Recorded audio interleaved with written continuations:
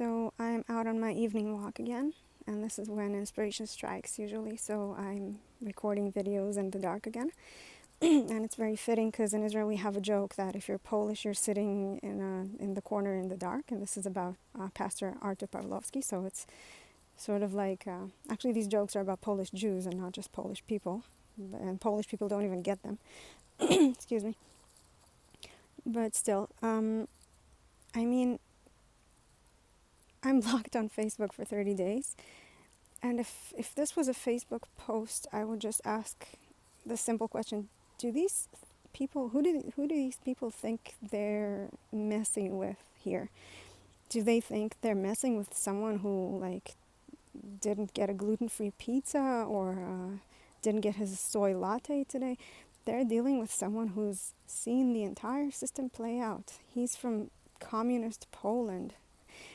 I mean, the worst thing they did to him and are capable of doing to him, it doesn't even compare to what he's seen the system becoming in Poland, him and his family.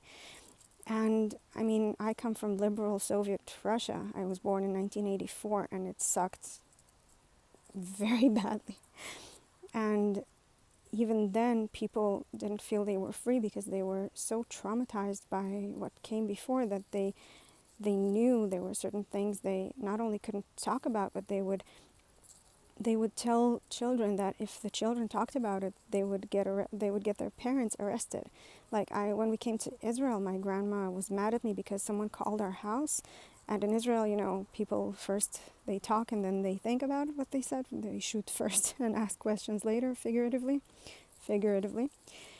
And my grandma got really mad at me because someone called us and asked how many TVs we had. And I told them we had the one TV or something like that, or how many phone lines we had. I don't remember. It was like a survey. And just the fact that I answered the questions without deferring to the grown-ups who know what they can disclose and what they cannot got me in so much trouble. Like, and I wasn't punished, but I was like, they gave me these looks of like, what could be the consequences of you answering these questions? And in Israel, nobody cared. Like when I worked for a theater or when I worked for another customer service place, you would call people and you would ask to renew a subscription. They would just give you their credit card number. They usually would be very suspicious.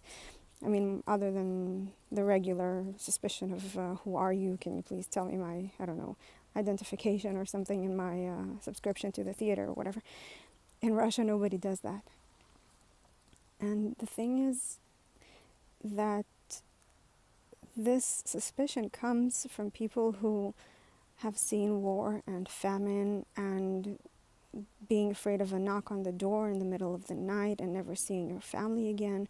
And if you survive brutal torture, you will not survive seeing your children surviving brutal torture. This is the pastor they're trying to intimidate by arresting him in the middle of the road? Seriously? Who do they think they are?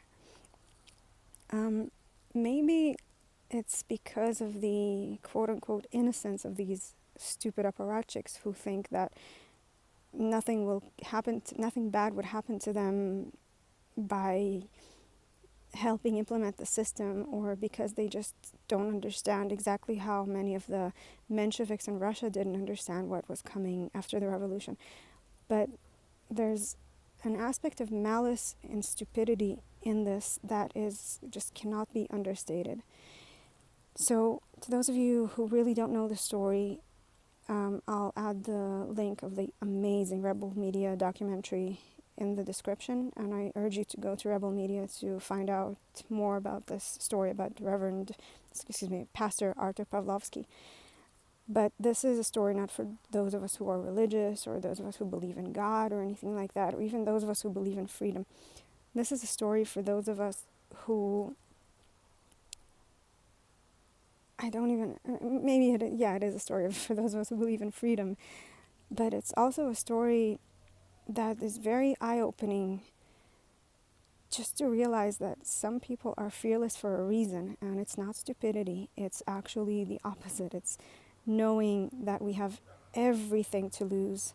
And even if we win a small fight to keep what we have now, it's still worth it, because if we don't keep what we have now, we will lose everything. And those of you who haven't read Gulag Archipelago, would be a great time to do it, even on the audiobook version, because I am not strong enough to read the book.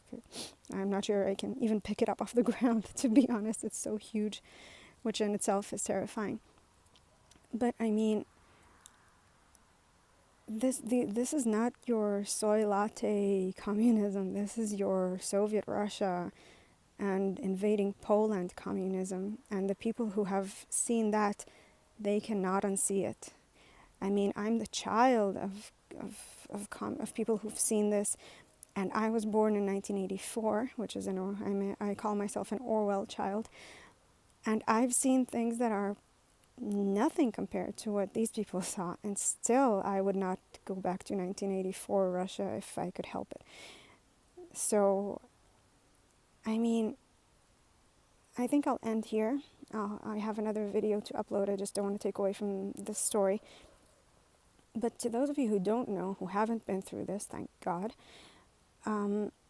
just learn from this pastor's story to realize that it's not that he's fearless because he's some wacko. He's fearless because he knows exactly what is coming if he doesn't fight this. And if that's the one thing that you take away from this, not religion, not the truth about what's coming, just let's call them prophets, because they have seen and therefore can prophesize what is coming.